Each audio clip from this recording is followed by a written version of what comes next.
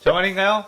내 이름은 종타쿠 오덕이죠. 우리 종도 여러분, 오늘 하루는 어떠셨나요? 오늘은 인기 애니메이션 귀면의 칼날의 칼로지 미치리가 상해사 마카자와 러브라인이 있다면 어떻게 될지에 대한 가상 시나리오 일부입니다. 이 영상에는 원작의 스포일러와 개인적인 견해가 있으니 그 점 유의하시길 바랍니다. 大丈夫ですか? 그럼 시작해볼까요? 칼로지 미치리 같은 경우는 타고난 근육량과 건강한 몸을 가지고 태어나 자신보다 강한 남자를 배우자감으로 잡기 위해 귀할대에 들어온 인물이고, 아카야는 강력한 악역이지만 여자를 죽이지 않는 사연을 가지고 있는 혈기죠. 어울릴 것 같지 않은 이 둘의 조합을 흥미롭게 풀어나가보고 싶어 한번 시나리오를 써보겠습니다. 이 가상 시나리오 컨텐츠는 원작의 고증을 철저히 따라가는 매끄러운 시너지가 있기 때문에 어느 정도의 설정으로나 능력치 보정은 이해해줬으면 좋겠습니다. 그럼 오늘의 가상 시나리오 시작하겠습니다. 어느 한 마을에서 제법 부유한 귀족 집안의 딸로 태어나게 된 칼로지 미치리. 그녀는 행복한 분위기의 가정에서 사랑받으며 자라나게 되었는데, 미치리의 부모님 입장에서는 사실 미치리에 대해 걱정이 한두 가지가 아닌 상황이었죠. 참 밝고 명랑하며 귀여운 딸이지만 음식을 한번 먹기 시작하면 남들의 수십 배는 먹어야 직성이 풀리는 그야말로 먹부. 물론 자신들은 그런 딸을 먹일 풍족한 돈이 있으니까 상관없었지만 다른 사람들이 보면 딸을 흉보지 않을까 걱정이었습니다. 그래도 다행인 건 그 먹는 음식들이 다 어디로 가는지 건강한 체구로 자라나게 되었는데, 걱정은 그뿐만 아니라 미치리가 가지고 있는 타고난 괴력 역시도 사랑스러운 여자아이와는 어울리지 않았죠. 미치리는 걸음마가 시작이 되었을 무렵부터 미치리의 엄마가 무거워서 낑낑거리던 쌀포대를 손쉽게 들어버렸고, 이후 14살이 되었던 해에 마을에서 열리던 팔씨름대회에서 성인 남자들을 다 이겨버릴 정도가 되었습니다. 또한 운동신경도 너무나도 좋아 가라데를 배우면 곧바로 그 가라데 사범을 내려눕혔고, 유도를 배우면 곧바로 유도 사범을 넘겨버릴 정도였죠. 그래하여 마을에서는 그런 미치리를 여자답지 못한 아이라고 불렀고, 미치리의 사랑스러운 성격 탓에 친구들은 많았지만 여자로서 좋아해주는 남자들은 단 한 명도 없었습니다. 미치리는 다른 또래들처럼 평범한 사랑을 하고 싶었지만 너무나도 약해 빠진 마을 남자들은 매력이 없었고, 더군다나 자신을 여자로 보지 않는다는 것에 상처를 많이 받았죠. 그러던 어느 날 밤, 한 혈기가 미치리의 집에서 시끌벅적하게 흘러나오는 웃음소리에 열이 받아 습격하게 되었는데, 미치리는 부모님과 동생을 지키기 위해 무섭지만 그 혈기와 싸우게 되었습니다. 혈기는 무기도 없는 여자 따위가 감히 나를 막아볼 테냐 라며 미치리에게 덤벼들었고, 미치리는 지금껏 마을 도장에서 배운 유도와 가라데 기술로 그 혈기를 순식간에 제압해버렸죠. 그 혈기는 미치리의 실력에 너무나도 어이가 없었고, 네 녀석 설마 귀살대였던 게냐? 라고 물었습니다. 미치리는 귀살대? 귀살대가 뭐죠? 라고 물었고, 혈기는 시침이 떼지 말라며 너같이 강한 인간은 귀살대인 게 틀림없다는 말을 했죠. 미치리는 그때 귀살대라는 조직에 대해서 흥미가 생겼고, 일단 이 혈기를 밧줄로 꽁꽁 묶어 움직이지 못하게 한 뒤 경찰을 부르려고 했습니다. 그런데 그때 칼을 든 사내 한 명이 다행히 무사하셨군요 라고 하며 그 혈기를 일륜도로 처단했고, 하마터면 혈기의 습격에 큰일 날 뻔하셨다며 안도의 한숨을 쉬었죠. 그는 자신의 이름은 무라타 귀살대 검사라고 했는데, 미치리는 귀살대라는 조직에 대해서 좀 더 자세히 물어보게 되었고, 귀살대 검사들 중에는 인간을 초월한 강자들이 많다는 이야기에 그런 사람들을 만나보고 싶다는 생각을 했습니다. 그리하여 미치리는 부모님에게 좋은 신랑감을 데리고 오겠다는 말과 함께 귀살대 교육자를 찾아가게 되었죠. 그 교육자는 다름 아닌 차기 염주라고 불리고 있던 랭고 쿄조로, 쿄로는 미치리의 재능을 한눈에 알아봤고 그녀를 자신의 도장에서 수련을 시켜주기로 했습니다. 처음에 미치리는 강인하고 열정적인 성격을 가진 쿄조를 보며 난생 처음 두근거린 마음이 들었지만, 쿄로는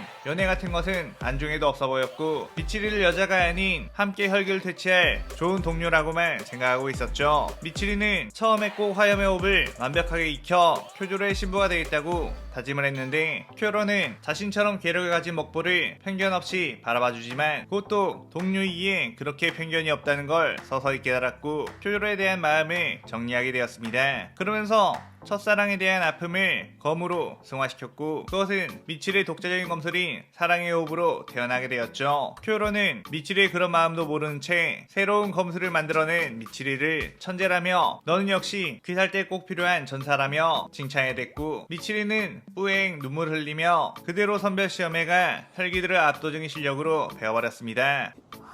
그렇게 미칠이는 귀살 때에 화려한 데뷔를 하게 되었고, 임무를 나가 수많은 혈기들을 퇴치하며 공적을 올리게 되었죠. 어느 날 미칠이는 평소 때나 다름없이 임무를 받고 한 저택을 찾아가게 되었고, 그곳에서 실종된 아이들을 구출해야 한다는 지령을 받게 되었습니다. 미칠이는 오늘도 힘내보자 라는 기합을 귀엽게 내지른 뒤 그 저택으로 들어가게 되었는데, 그곳에는 여러 혈기가 있는 듯 했고, 미칠이는 그대로 사랑의 호흡으로 그 혈기들을 베어내기 시작했죠. 그곳에 숨어있던 아이들은 그런 미칠이를 보고 정말 감사하다며 안도의 한숨을 쉬었고, 미칠이는 자신의 힘이 누군가에게 도움이 된다는 걸 알자 잃었었던 자존감을 되찾는 듯한 기분이 들었습니다. 그렇게 미칠이는 그곳에 우두머리인 쿄오가이와 마주쳐 싸우게 되었는데, 쿄오가이의 혈기술은 장구를 쳐 방을 바꾸고 참격을 날릴 수 있었기에 미칠을 향해 다양한 공격을 해댔죠. 미칠은 처음에 자꾸만 접근하려고 해도 방이 바뀌는 바람에 골치가 아팠지만, 그래도 자신의 채찍과도 비슷한 연검은 원거리 공격이 가능했기에 위치만 제대로 잡을 수 있으면 충분히 이길 수 있겠다는 생각을 했습니다. 하지만 자꾸만 방이 바뀌는 바람에 쿄오가이가 어디에 있는지 알 수가 없는 상황. 미칠이는 주변을 잘 살펴보다가 생각을 해보니 이 집의 벽들은 전부 다 얇은 소재로 되어 있었고, 자신의 괴력으로 벽을 다 뚫어버리면서 가면 언젠가 쿄오가이가 나오지 않을까 판단을 했죠. 그렇게 미칠이는 마치 탱크처럼 밀고 나가며 집 자체를 박살내기 시작했고, 쿄오가이는 저런 무지막지한 여자는 처음이라며 인간 맞냐며 당황했습니다. 그때 미칠이는 연검으로 원거리 공격을 했고, 그대로 쿄오가이의 목을 베어버리게 되었죠. 그렇게 미칠이는 후련한 마음으로 저택을 빠져나왔는데, 그녀의 앞에는 어떤 엄청난 귀기를 가진 혈기가 보였고, 미칠이는 그 위압감에 온몸이 얼어붙는 듯 했습니다. 그의 눈에는 상해삼의 표식이 있었고, 지금껏 귀살티주들은 한 번도 상인의 혈기들을 이겨본 적이 없으며 그들에 대한 정보 또한 알지 못한다고 했었죠. 아카야는 미칠을 보고선 쳇, 여자 검사인가? 근처에 있다가 쿄오가이 녀석이 당한 것 같아 강한 검사가 왔나 싶어 달려왔더니 여자 검사라니 라며 휙 돌아서 버렸고, 미칠이는 공포를 이겨낸 뒤에 사랑의 호흡을 휘둘러 아카자를 공격했습니다. 그때 아카자는 손쉽게 그 공격을 쳐냈고, 꺼져라 여자, 죽여버리기 전에 라고 엄청난 살기를 내비쳤고, 미칠이는 그에 엄청나게 움츠러들며 방어 자세를 취했는데, 아카야는 순식간에 그녀의 앞에서 사라져버렸죠. 아카야는 미칠을 본 이후에 머리가 욱신욱신거렸고, 자신의 인간 시절의 기억이 단편적으로 떠올라 젠장, 이놈의 옛 기억만 아니었더라도 저런 검사 따윈 단번에 없어버렸을 텐데 라고 하며 다른 곳으로 피하게 되었습니다. 아카자의 인간 시절의 이름은 하쿠지. 엄마는 자신을 낳다가 돌아가시게 되었고, 아빠 역시 병에 들어 찢어지게 가난한 생활을 했었는데, 아버지의 약값을 벌기 위해 소매치기로 전전긍긍하며 살아가던 중 절도죄로 관아에 잡혀가 모진 매질을 당하고 집에 돌아오자 아들이 저런 식으로 되어버린 게 다 병든 자신의 탓이라며 아들을 위해 하쿠지의 아빠는 목을 메어 죽어버렸다는 걸 알게 되었죠. 하쿠지는 이런 불평등한 세상에 분노했고, 자신 때문에 아빠가 죽게 되었다는 생각에 엇나가 폭력에 물든 삶을 살게 되었습니다. 그런 중 하쿠지는 이웃마을에 살던 케이조라는 남자를 만나게 되었고, 자신에게 훈계를 하는 케이조에게 덤볐다가 압도적인 무술로 되레 당하게 되었죠. 케이조는 하쿠지의 재능을 높이사 자신의 도장으로 데려가게 되었고, 제자로 들어와 먹고 자게 하면서 병든 자신의 딸 코유키를 간병하도록 부탁을 했습니다. 하쿠지는 병에 약한 코유키를 보고 자신의 아빠도 생각이 났기에 그녀를 잘 보살펴주는 게 마치 아버지에 대한 속죄라고 생각을 했고, 지극정성으로 코유키를 돌봐주게 되었죠. 그러면서 하쿠지는 점점 수련을 통해 강해지게 되었고, 코유키와 함께하는 시간이 지속되자 그녀에게도 사랑을 느끼게 되었습니다. 그렇게 성인이 되자 케이조는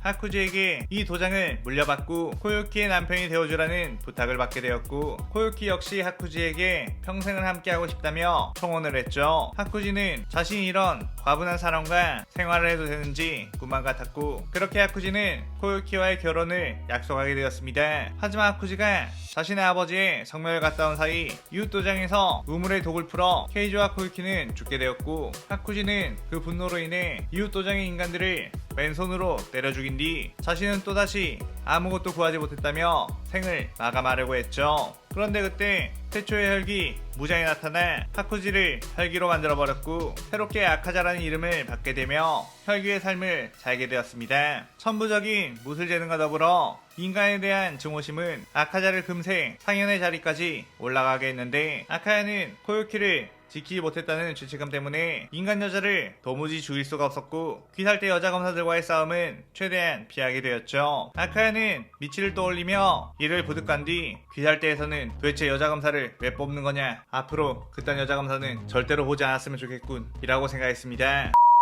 미치리는 상현상과 마주치고도 살아남았다는 것에 다리가 풀려버렸고 자신에게 이 정도까지의 공포를 안겨준 것은 처음이었기에 손이 덜덜 떨리기까지 했죠. 미치리는 그래서 자신 아직 실력이 덜 된 것 같다는 생각을 했고 더욱 수련에 정진하게 되었는데, 흘러 나타고산 임무에 가게 되었습니다. 그곳에는 수많은 검의 혈기들이 있었는데 이미 많은 숫자의 귀살대 검사들이 그 혈기들에게 당해 있는 상태였죠. 미치리는 그곳에서 마주치는 검의 혈기들을 베어버리며 묶여있는 검사들을 풀어주고 있었는데, 그때 쿵쿵거리는 소리와 함께 아빠 검의 혈기가 뛰어와 주먹을 휘둘렀고 미치리는 자신이 배운 유도 기술로 아빠 검의 혈기를 그대로 엎어쳐버렸습니다. 아빠 검의 혈기는 그 힘에 당황하며 무슨 여자가 힘이 이렇게 세냐고 했는데, 미치리는 원래 좀 제가 튼튼하게 태어났어요 라고 하며 사랑의 호흡으로 아빠 검의 혈기의 목을 베어버렸죠. 그 뒤 만난 것은 12개월 하연 후 루이. 다른 귀살대 검사들은 루이를 보고 모두 귀기에 압도당해버렸지만 미치리만은 루이를 보고도 전혀 두려운 내색을 보이지 않았는데, 지난번 만났던 아카자의 귀기에 비하면 루이의 귀기는 아무것도 아니라는 걸 본능적으로 안 거였습니다. 루이는 자신을 보고도 두려워하지 않는 걸 보고 아무래도 공포에 미쳐버렸구나 라고 하며 거미줄 혈기술을 알려냈는데, 미치리는 섬세하고도 파괴력이 짙은 사랑의 호흡으로 그 거미줄들을 전부 베어버렸고 다른 검사들의 검에는 흠집도 나지 않던 루이의 방어벽을 단번에 베어버리게 되었죠. 루이는 당황하며 이 녀석 도대체 뭐지? 이런 인간이 있다는 건 들어본 적이 없는데? 라고 했고 미치리는 나는 그 혈기를 이기려면 아직도 멀었어 라는 생각을 하며 루이의 목을 베어버렸습니다. 그렇게 나타고산에서 홀로 무쌍을 찍은 미치리는 그 공적과 더불어 염주 랭고 쿄조로의 추천으로 사랑의 호흡주 연주로 임명을 받게 되었죠. 쿄조로는 미치리에게 이제 사제지간이 아닌 진정한 동료가 되었다며 같은 기둥끼리 이 귀살대를 잘 지탱해보자며 악수를 청했고 미치리는 쑥스러워하며 이게 다 쿄조로 사범님 덕분이라고 했습니다. 쿄조로는 이제 사범님이라고 부를 필요 없다며 주가 되었으니 주가 가져야 할 마음가짐이나 덕목에 대해서 교육을 받아야 할 거라며 이번 자신이 받은 임무에 함께 따라가지 않겠냐고 했죠. 미치리는 그게 어떤 임무냐고 물었고 쿄조로는 무한열차라는 곳에서 승객들이 실종되고 있는데 그것을 조사하러 가는 임무라고 했습니다. 그의 미치리는 쿄조로 씨와 함께라면 배울 점이 많겠다며 따라가겠다고 했고, 한편 그 시각 아카자는 검사들의 시체 더미 위에서 내 심란한 마음을 잠재워줄 검사는 없으려나? 라고 하며 이 시나리오 일부가 끝이 나게 되죠. 미치리는 설레는 마음으로 쿄조로와 함께 무한열차에 탑승하게 되었는데 쿄조로는 미치리와 그곳에서 폭풍 도시락 먹방을 하면서 우마이를 외쳤고 미치리는 그런 쿄조로의 모습을 보면서 이 사람이 딱 내 이상형인데 자신을 여자로 보지 않는다는 것에 참 아쉬운 마음이 들었죠. 그러는 중 검표 언니와 검표를 하게 되었고 미치리는 스르르 잠에 빠지게 되었습니다. 그 꿈속에서는 자신의 가족들과 화기애애하게 맛있는 음식을 먹고 있었고 미치리의 부모는 우리 미치리는 참 건강하게 태어나서 지금껏 흔한 감기 한번 걸리지 않았다고, 또 힘은 얼마나 장사인지 그야말로 축복받아 아이라고 했었죠. 그러면서 만일 이런 우리 딸이 병약하게 태어났었다면 부모로서 마음이 안타까웠을 거라고 했습니다. 그러자 미치리는 자신이 병약했을 것을 상상해봤고 꿈은 어느덧 더욱 깊어져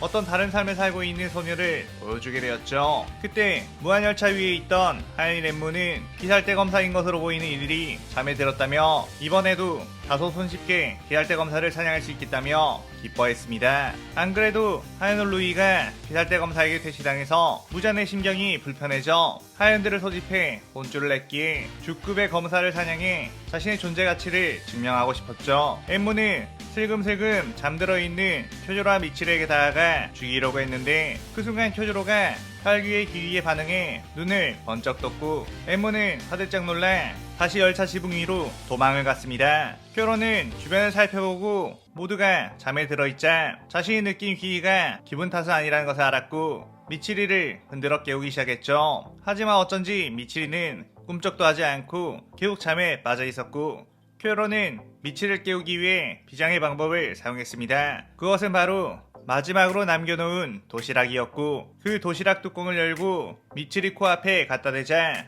미치리는 맛있는 냄새 라고 하며 깨어나게 되었죠. 그런데 어쩐지 미치리의 눈에는 눈물이 주르르 흘렀고 어라? 내가 왜 이러지? 라고 했죠. 큐로는 지금 이럴 때가 아니라며 방금까지 너는 혈기술에 걸려 있었고 지금 우리는 이 열차 어딘가에 있는 혈기를 찾아야 한다고 했습니다. 미치리는 쿄요로 앞에서 부끄러운 모습을 보여버린 것 같아 당황했고 당장 그 혈기를 찾아서 없애겠다며 열차 곳곳을 뛰어다니기 시작했죠. 하지만 열차 승객 칸에는 도무지 혈기가 없었고 엠무는 크크 내가 열차 지붕 위에 있을 거라고는 아무도 생각지 못하겠지? 라고 웃었습니다. 그런데 그때 미치리는 오히려 단순하게 생각을 해 열차 칸에 없으면 당연히 지붕에 있지 않을까라는 생각을 했고 곧장 지붕으로 올라가 보니 정말로 엠무가 당황한 얼굴로 서 있었죠. 미치리는 드디어 찾았다 이 나쁜 혈기 라고 하며 엠무를 향해 사랑해요 공격을 했고 엠무는 미치리를 보자마자 손을 뻗어 수면 혈기술을 시전했습니다. 미치리는 엠무의 수면 혈기술에 걸려 잠이 들었지만 이미 휘둘러 놓은 채찍과도 같은 영검은 그대로 날아가 엠무의 목을 베어버렸고 미치리는 그 순간 수면 혈기술에서 깨어나게 되었죠. 엠무는 잠들면서 휘두른 공격이 이 정도의 파괴력이란 것에 놀랐고 미치리는 엠무의 목이 바닥에 떨어지자 아싸 해치웠다 라고 하며 기뻐했습니다. 그런데 엠무는 소멸되지 않고 그대로 열차와 융합하게 되었고 이미 너네가 오기 전부터 나는 이 열차와 융합하고 있는 상태였다며 이 열차 자체가 바로 나다 라고 했죠. 미치리는 허걱 열차가 되어버린 거면 어떻게 해야 죽일 수 있죠?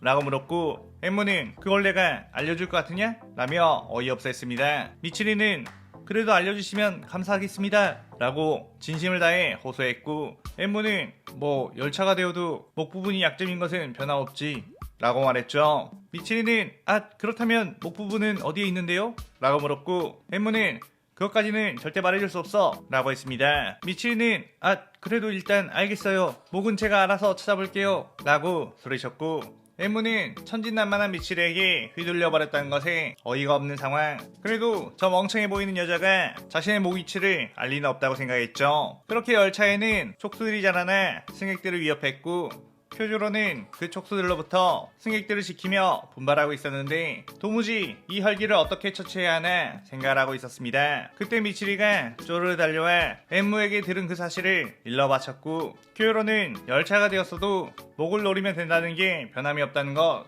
열차를 하나의 생명체로 생각을 했고 그렇다면 목 부분은 맨 앞칸이 될 확률이 높다고 생각했죠. 쿄요로는 미치리에게 자신이 여기서 승객들을 지키고 있을 테니 너는 맨 앞칸의 열차를 베어내버릴 수 있겠냐고 물었고 미치리는 알겠다며 곧바로 뛰어나가 열차 맨 앞칸을 그대로 사랑의 호흡으로 베어버렸습니다. 엠무는 철로 된 열차를 베어버릴 수준의 괴력에 또 한 번 놀랐고 역시 귀할 때 죽구배 검사는 이토록 강한가 싶었죠. 그렇게 열차는 달선하게 되었는데 쿄로는 그 여파로 다친 승객들을 응급처치했고 지원을 기다리며 미치리에게 너의 활약이 돋보였다며 엄연히 너는 훌륭한 귀할 때의 기둥이라며 칭찬을 아끼지 않았습니다. 미치리는 쿄로에게 인정을 받았다는 것에 기뻐서 방방 뛰고 있었는데 저 멀리서 뭔가 낯익은 기운이 퍼져나왔고 그쪽으로 자신도 모르게 다가가게 되었죠. 그곳에서는 뭐냐 또 네 녀석이냐? 라는 목소리가 들렸고 그를 보니 저번에 만났던 상인사 마카자였습니다. 미치리는 덜덜 떨면서 안녕하세요 또 만났네요 라고 편견 없이 대했고 아카야는 그 반응에 그저 어이가 없는 상황이었죠. 그런데 그때 쿄조로가 황급하게 뛰어와 화염의 호흡으로 아카자를 공격했고 아카자는 쿄조로의 강력한 공격에 드디어 재밌는 녀석을 만났다는 것에 기뻐했습니다. 쿄요로는 미치리에게 이 혈기는 네가 상대할 만한 수준이 아닌 것 같다며 휘말리지 않게 뒤로 물러나 있으라고 했죠. 아카자는 그래 저 여자는 끼어들지 않게 해라. 여자를 죽이는 건 내 성미에 안 맞거든 이라고 했고 쿄요로는 특이한 혈기로군 이라는 생각을 하며 곧바로 뛰어들어 공격을 했습니다. 그렇게 둘은 치열한 공방전을 치르게 되었고 미치리에게는 도무지 눈으로 따라갈 수 없는 높은 수준의 싸움이 일어났죠. 아카야는 이 정도 수준의 검사는 오랜만이라며 쿄로에게 오늘 주기엔 아까우니 혈기가 되는 것은 어떠냐고 물었습니다. 쿄로는 귀할 때 주로써 혈기가 될 일은 절대로 없을 거라며 오늘이 삶의 마지막이라고 해도 요한 없이 불태울 뿐이라고 했죠. 아카야는 더욱더 마음에 든다며 억지로라도 혈기로 만들고 싶은 녀석이라며 파괴살 아침을 시연 후 쿄로를 압박했고 쿄로는 점점 그런 아카자에게 밀리기 시작했습니다. 미치리는 아카자의 파괴살 아침을 본 이후로 뭔가 몸이 경직되듯이 움직이지 않았고 온몸이 부들부들 떨리기 시작하며 아카자에 의해 쿄로의 상처가 누적되는 걸 볼 수밖에 없었죠. 미치리는 이대로라면 쿄로가 아카자에게 살해당할 거라며 빨리 구해줘야 된다고 생각했지만 도무지 몸이 움직이지 않았고 자꾸만 아카자의 움직임에 묘한 기분이 들었습니다. 그런 중 쿄로는 아카자의 공격에 온몸이 만신창이가 되어가고 있었고 아카야는 즐거웠다며 이제 그만 싸움을 끝내주겠다고 파괴살 공격을 지어냈죠. 그의 쿄로도 자신의 마지막 힘을 전부 다 짜내 헤어옵 오이 요녹을 시전했습니다. 그렇게 둘의 거대한 힘이 부딪히게 되었고 쿄조로의 공격이 아카자를 크게 베어냈지만 재생력이 높은 아카자는 그걸 이용해 쿄조로의 복부를 뚫어버리려고 했죠. 그런데 그 순간 미치리가 하쿠지 그만해 라고 소리를 쳤고 아카야는 그 이름을 듣자 순간 미치리를 쳐다봤는데 미치리의 모습에서 무언가 낯익은 느낌을 받게 되었습니다. 그 순간 아카자는 쿄를 그대로 내버려둔 채 미치리에게 뛰어들어 멱살을 잡았고 엄청나게 화를 내며 이 녀석이 그 이름은 어떻게 알았냐며 네 정체가 뭐냐고 소리쳤죠.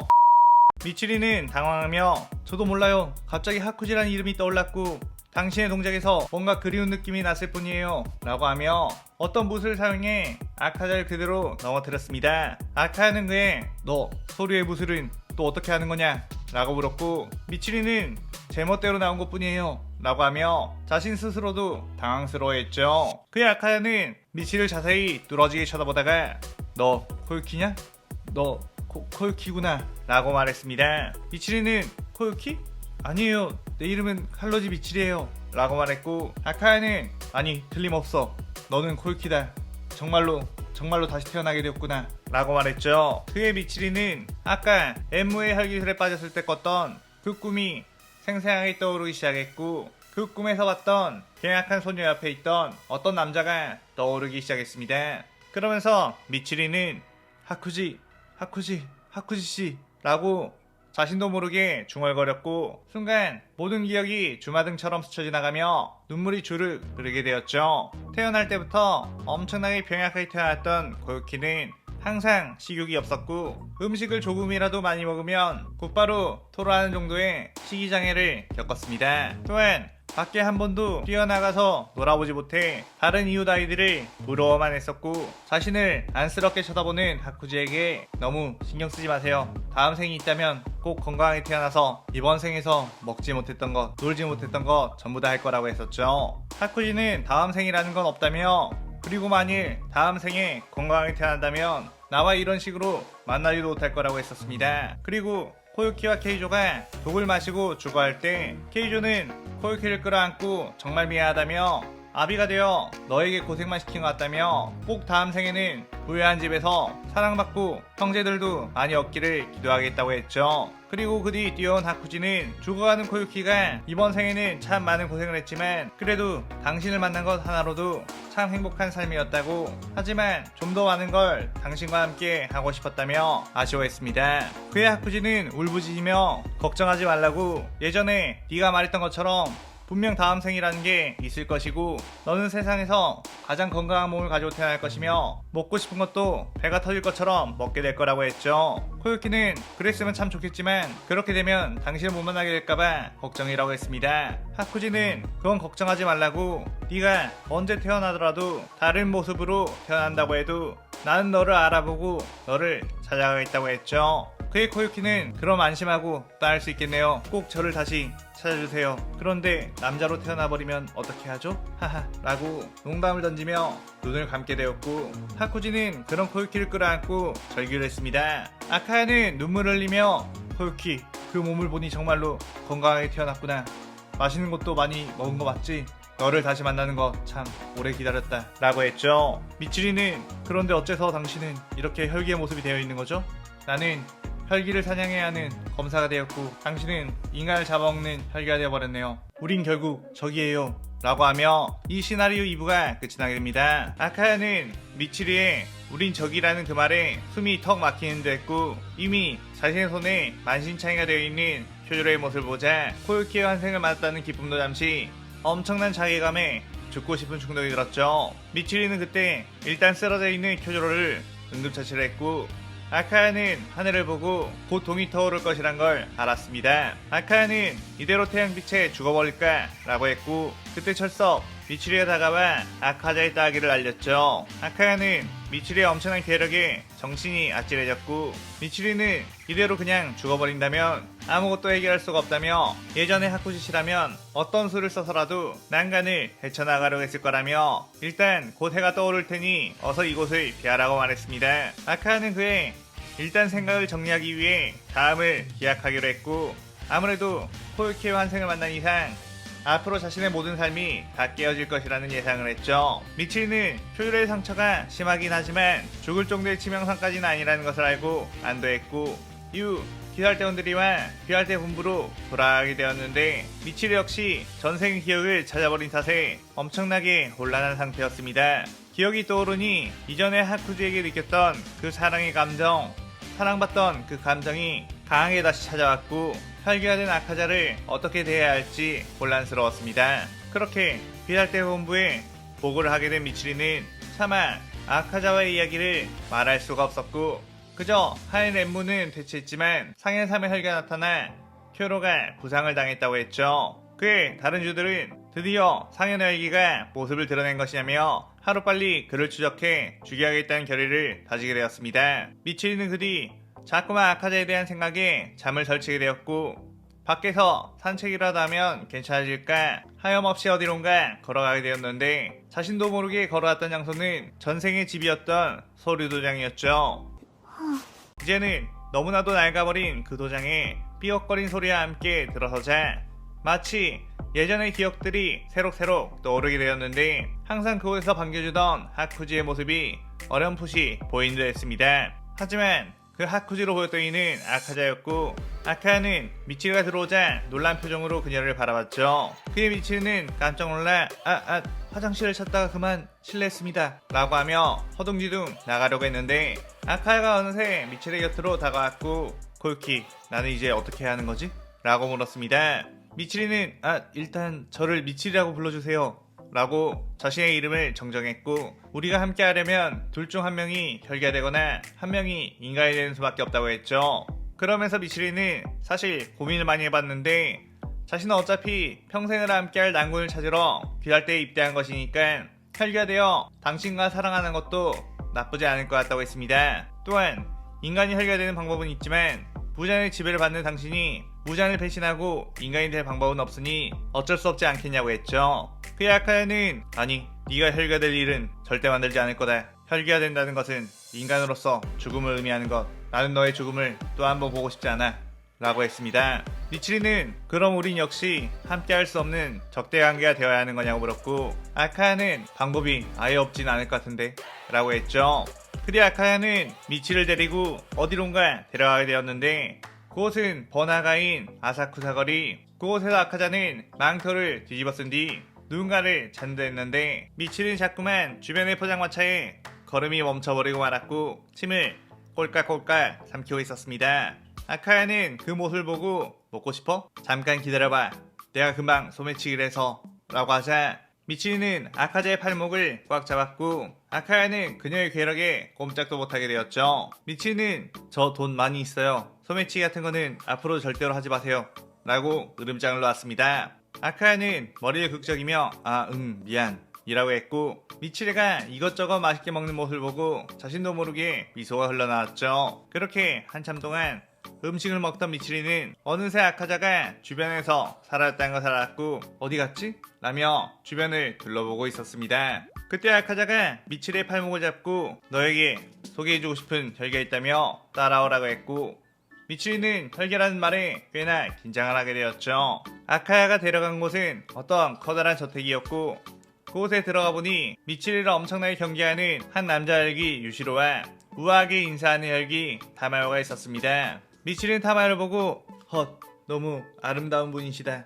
라며 놀랐고, 유시로는 당연하지, 우리 타마야님은 너처럼 호박 같은 여자랑 차원이 다르시다 라고 했죠. 그의 아카야는 엄청난 귀의를 내뿜으며 유시로의 멱살을 잡았고, 뭐? 감히 내 여자한테 호박? 당장 박살내주마 라고 화를 냈습니다. 그의 유시로는 생명의 위협을 느끼고, 호박이라고 했던 것은 취소, 타마요님만큼 아주 아름다운 여자네요 라고 외쳤고, 아카야는 뭐?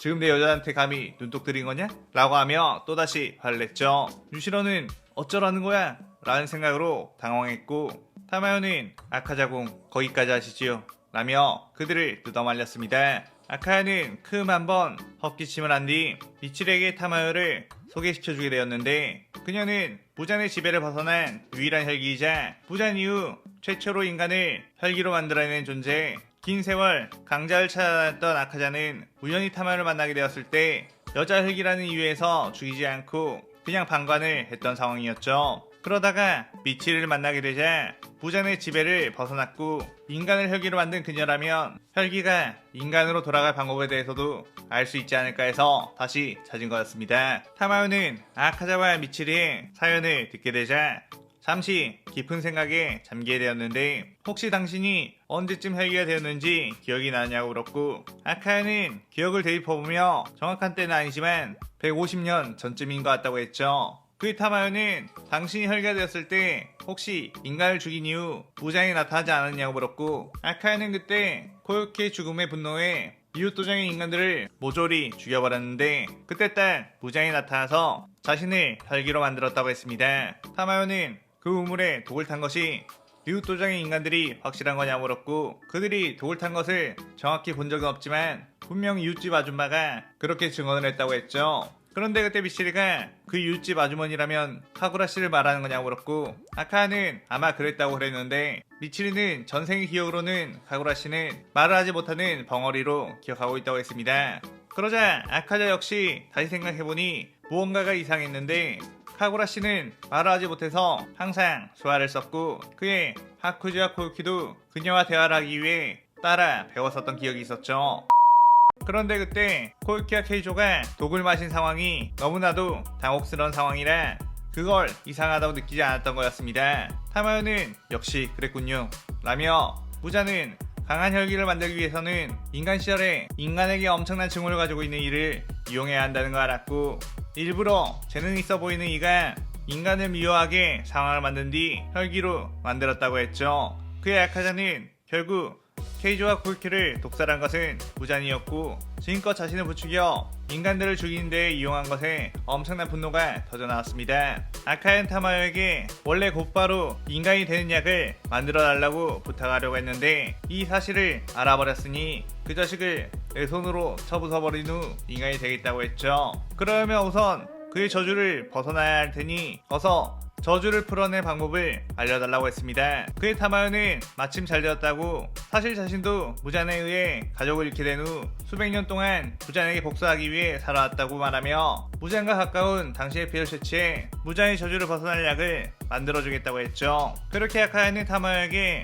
피를 넘겨준 뒤 약이 완성되길 기다렸고, 그 사이에 미치리나 아카자에게 자신도 함께 싸울 테니 자신을 더욱 강하게 만들어달라고 부탁했습니다. 아카야는 무잔이나 사연들과의 싸움은 위험하니 너는 빠져있으라고 했지만, 미치리는 무잔은 내 원수이기도 하다며 꼭 함께 싸우겠다고 했죠. 그의 아카야는 어쩔 수 없이 미치리를 수련시켜주게 되었고, 미치리는 기할 때의 의심을 받지 않기 위해 임무도 계속하며 수행해 나갔습니다. 그런 중 미치리는 여자 대원이 필요한 임무인 유학 임무에 발견되게 되었고, 그녀는 그곳에서 유녀로 변장을 해 혈기에 대한 정보를 파헤치게 되었죠. 그곳에는 음주의 탱긴 역시 나와있는 상황, 미치리와 정보를 교환하며 자신의 행방불명된 아내들을 찾고 있었습니다. 미치리는 처음에 탱겐을 봤을 때 그의 네 번째 아내가 돼도 상관없을 것 같을 정도로 탱겐이 멋져 보였지만, 아카자를 만난 이후에 탱겐은 그저 키 크고 잘생긴 유부남 아저씨로밖에 보이지 않아 신기했죠. 그런 중 미치리는 수상해 보이는 유녀를 발견했는데, 그녀는 바로 그곳의 오일아닌 와라비임에, 그녀는 아주 아름다운 인간의 모습을 가지고 있었지만 타마요와 알게 되고 그녀와 시간을 보내게 된 미치리는 와라비 힘에게서 타마요와 비슷한 느낌을 받을 수 있었습니다. 그의 미치리는 와라비메를 계속해서 염탐했고 와라비메는 갑자기 어떤 으슥한 골목으로 길을 나서게 되어 미치리는 몰래 미행을 했죠. 그러다 갑자기 와라비메가 휙 돌아왔고 이 녀석 뭔데 자꾸 나를 미행하는 거냐? 라고 물었습니다. 미치리는 히 어떻게 눈치를 챘죠? 라고 당황했고 와라비메는 어이가 없는 표정으로 그렇게 뻔하게 따라오는데 눈치를 못 챌 수가 있겠냐고 했죠. 미치리는 완벽했다고 생각했는데 라며 의기소침해졌고 혹시 당신 혈기 아닌가요? 라고 대놓고 물어보게 되었습니다. 와라비메는 웃으며 그럴 리가 있겠냐며 미치리에게 슬금슬금 다가왔고 순간적으로 오비를 뻗어 그녀를 암살하려고 했죠.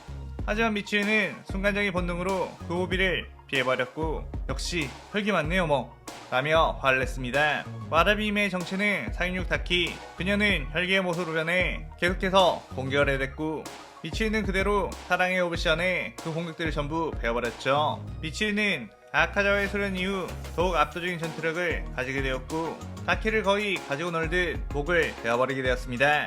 다키는 자신이 한낱 맹해 보이는 여자 검사에게 목이 베어버렸다는 것에 엄청난 굴욕감이 생겼고 오빠인 규타로를 부르며 빨리 저 못생긴 여자를 갈갈기 찢어버리라고 소리쳤죠. 그의 규타로가 다키의 그림자에서 쓱 나오며 감히 멧돼지같이 생긴 녀석이 우리 다키의 목을 베어버렸겠다? 당장 그 얼굴을 지지겨주마 라고 달기를 띄웠습니다. 그의 미치리는 그런 외모비하는 너무해요 라고 눈물이 핑 돌았고 규타로는 못생긴 걸 못생겼다고 하지 달리 표현 방법이 있겠냐며 미치리에게 뛰어들었죠. 그런데 그 순간 누군가가 빠르게 접근해 규타로의 복부를 강한 펀치로 날려버렸고 규타로는 저 멀리로 처박히게 되었습니다. 감히 귀엽고 아름다운 내 여자한테 그딴 헛소리를 해? 넌 오늘 뒤졌다 규타로 라고 하며 아카자가 나왔고 그렇게 이 시나리오 3부가 끝이 나게 되죠. 아카자의 갑작스러운 등장에 규타로와 다키는 당황스러웠는데 어째서 기살대 검사를 공격하지 않고 자신들을 공격하는 건지 알 수가 없었죠.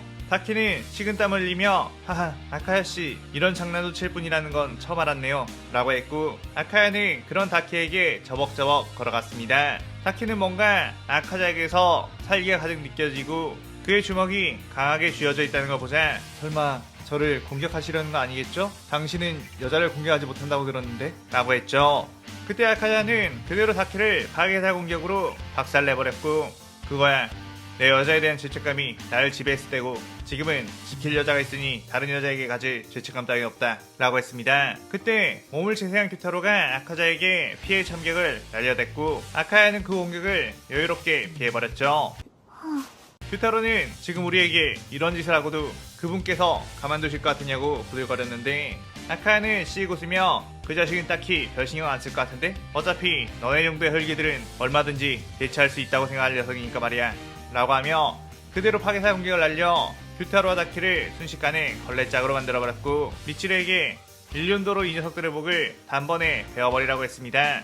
그의 미치리는 사랑의 호흡으로 그들의 목을 베어버렸고 그들은 그렇게 소멸해 가기 시작했죠. 그때 소동을 듣고 황급히 음주이 탱겐이 뛰어왔고 벌써 싸움이 끝난 건가? 이 녀석들은 상윤육의 혈기 설마 미치리 너 혼자 이들을 대체한 거냐? 라고 물었습니다. 그의 미치리는 깜짝 놀라 주변을 둘러봤는데 이미 아카자는 탱겐의 기척을 잃고 그 자리에서 떠나버린 상황. 미치리는 왠지 모르게 안도의 한숨을 쉬게 되었죠. 그렇게 기다릴때에서는 미치리가 상현과의 싸움에서 이겨냈다는 것에 칭찬을 아끼지 않았고 미치리는 아카자의 도움을 받았다는 말을 하지 못한다는 것에 왠지 양심이 찔리게 되었습니다. 그뒤 충주 코츠 시노부가 미치리에게 다가와 혹시 어떤 혈기를 잡으러 가는데 힘을 보태줄 수 있느냐고 물었죠. 미치리는 그녀의 부탁을 딱히 거절한 이유는 없었고 그 혈기가 어떤 혈기냐고 물었습니다. 시노부는 그 혈기는 몇 년 전 화주였던 언니 카나이를 살해한 혈기로 자신이 그날 이후 계속해서 추적해 겨우 알아낸 혈기라고 했죠.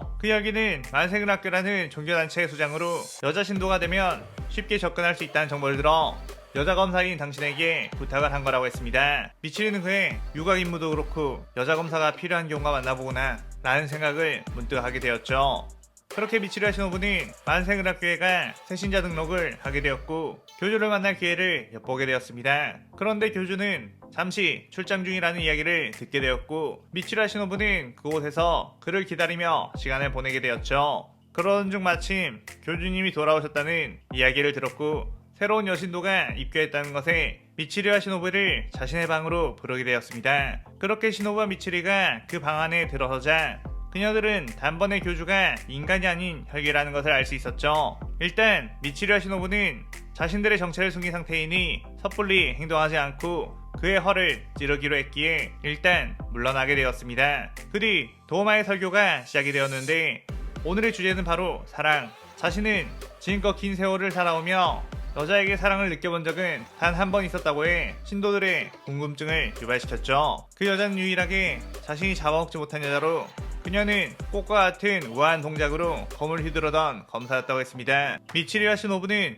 이렇게 많은 신도들 앞에서 그런 말을 한다는 것에 당황했는데 신도들의 반응은 교주님에게 잡아먹히면 천국에 갈 수 있을 텐데 그 여자는 천국에 가지 못하고 죽었겠구나 라며 안타까워했죠. 이미 이들은 도마에게 세뇌당해 사리 분별을 하지 못하는 상태. 그 순간 시노부는 도마가 말하는 것이 바로 자신의 언니 카나에를 말하는 것이며 자신들의 정체를 이미 알고 있는 것으로 판단한 뒤 그대로 벌레호흡을 시원해 도마의 몸을 찔렀습니다. 도마는 그의 당했다 기습 공격이라니 라며 쓰러졌고 시노부는 해치웠나? 라고 했는데 도마는 웃으며 다시 일어나 너의 독은 이미 다 소화해버린 것 같은데? 라고 했죠. 그의 미치리 역시 곧바로 일륜도를 뽑아 사랑의 호흡을 시원해 도마의 목을 노렸고 도마는 이거 좀 위험할지도? 라며 철부채로 미치리의 공격을 막고 뒤로 쭉 밀려났습니다. 도마는 미치리의 강력한 괴력에 꽤나 놀랐고 이거 재밌는 싸움이 되겠다며 자신의 주변에 얼음창을 소환한 뒤 그녀들에게 사정없이 날렸죠. 그의 미치리는 도마의 곁에서 떨어질 수밖에 없었는데 이미 언니에 대한 복수심에 사로잡힌 시노부는 이성을 잃고 도마에게 무리하게 뛰어들었습니다. 그러자 시노부는 폐에 미세한 냉혈정들이 들어가게 되어 피를 토했고 그런 그녀를 도마는 철부채로 날려버려 시노부는 바닥에 나뒹군 뒤 기절해버리고 말았죠. 미치리는 그 모습에 열이 받아 도마에게 뛰어들었고 사랑의 오브션에 공격했지만 그녀 역시 냉기 열정 때문에 제대로 된 실력을 낼 수가 없었습니다. 미치리는 도마에 대한 상대법을 알지 못했기에 점점 도마의 압박에 밀렸고 고양이처럼 유연하게 움직이던 미치리의 다리 쪽을 얼음 혈기술로 묶어 움직임을 봉쇄시켜버렸죠. 도마는 씩 웃으며 이대로 산채로 씹어먹어주마 너의 비명 소리가 무척이나 듣고 싶구나 라고 하며 다가왔는데 그 순간 강력한 해호흡이 아닌 화염해호흡이 날아와 도마를 공격해 뒤로 물러나게 했습니다. 미치리는 그를 보고 엄청나게 당황했는데 그는 바로 염주 랭옥 교주로 쿄로는 늦지 않아서 다행이구나 이런 거물급의 혈기가 있었다니 라고 했죠. 미치리는 쿄조로에게 여긴 어떻게 오셨어요? 라고 물었고 쿄로는 부상에서 회복하자마자 너에게 물어보고 싶은 게 있어 곧바로 뛰어왔다고 했습니다. 미치리는 그의 물어보고 싶다는 게 역시나 아카자와의 일이라는 거 알았고 초조한 마음으로 다리에 붙어있는 얼음들을 부셔버린 뒤 그곳에서 빠져나왔죠. 도마는 감히 내 식사 시간을 방해할 셈이냐며 곧바로 쿄조로에게 얼음 혈기술을 날렸고 쿄로는 화염의 호흡으로 그 공격들에 맞서서 방어를 하게 되었습니다. 쿄조로의 강력한 참격은 도마의 주변에 있는 얼음 결정들을 날려버리며 데미지를 입혔고 도마에게 빠르게 뛰어가 그를 압박했죠.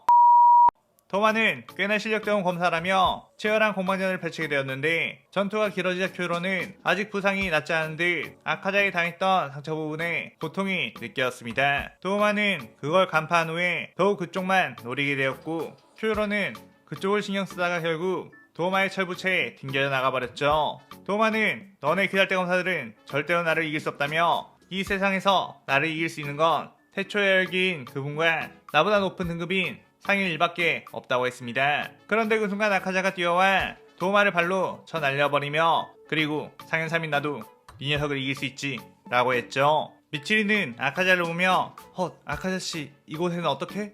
라며 물었고 아카는 네가 타마요에게 만세글학교에 왔다는 편지를 했을 때 타마요는 나에게 그 사실을 알려줬고 만세글학교에는 도마 녀석이 있기에 위험에 빠질 거라는 생각에 곧바로 뛰어왔다고 했습니다. 미치리는 순간 심쿵했고 쿄로가 역시 네 녀석은 이라고 말하자 아카야는 염주? 몸은 괜찮나? 괜찮아 보이는군 하하 라고 얼버무렸죠. 그때 도우마는 아카자궁 이게 뭐하는 짓이죠?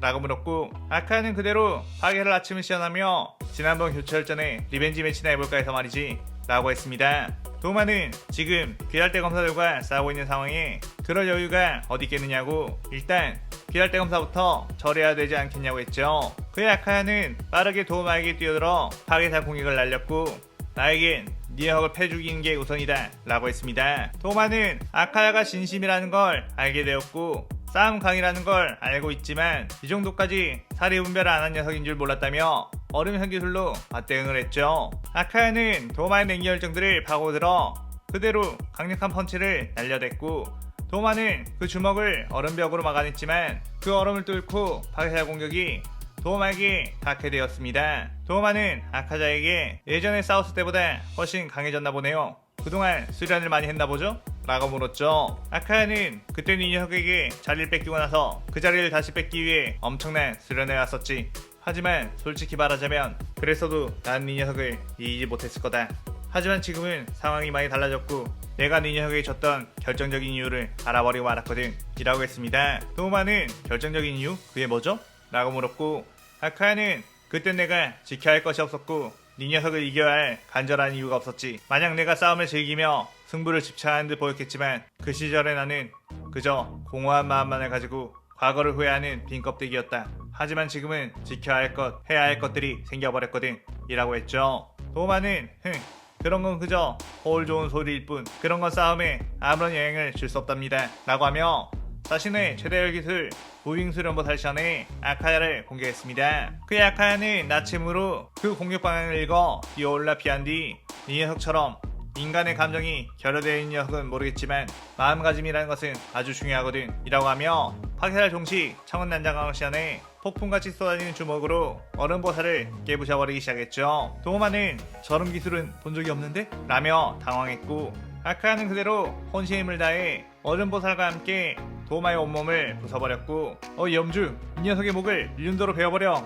라고 부르셨습니다. 그의 큐로는 화염의 오브션에 뛰어나가 도마의 목을 베어버렸고 도마는 그렇게 소멸되게 되었죠. 아카야는 그 뒤 미치리에게 다가가 다친 곳은 없느냐고 걱정을 했고 미치리는 저는 괜찮아요. 워낙 튼튼하게 태어나서 라며 씩씩하게 대답했습니다. 그런데 그때 큐조로가 아카자에게 저벅저벅 걸어와 일륜도를 겨누며 미치리 이제 나에게 제대로 설명해야 할 게다. 이 녀석은 우리의 적인가? 라고 물었죠. 아카는 하필이면 골치 아픈 상대가 이 자리에 있다는 것에 어떻게 해야 하나 싶었는데 이대로 싸움을 피해 그냥 도망가 버린다면 미치리가 기다릴 때에 처형을 당할 수도 있고 그렇다고 해서 큐조로를 죽여버린다면 미치리에게 또다시 실망을 안겨주게 될 테니 그게 참 딜레마였습니다. 그때 미치리가 큐조로씨 아카야씨는 적이 아니에요 라고 말했고 큐조로는 아카야를 뜨거운 눈빛으로 응실하다가 칼을 칼집에 집어넣은 뒤 미치리 네가 적이 아니라고 한다면 적이 아니겠지.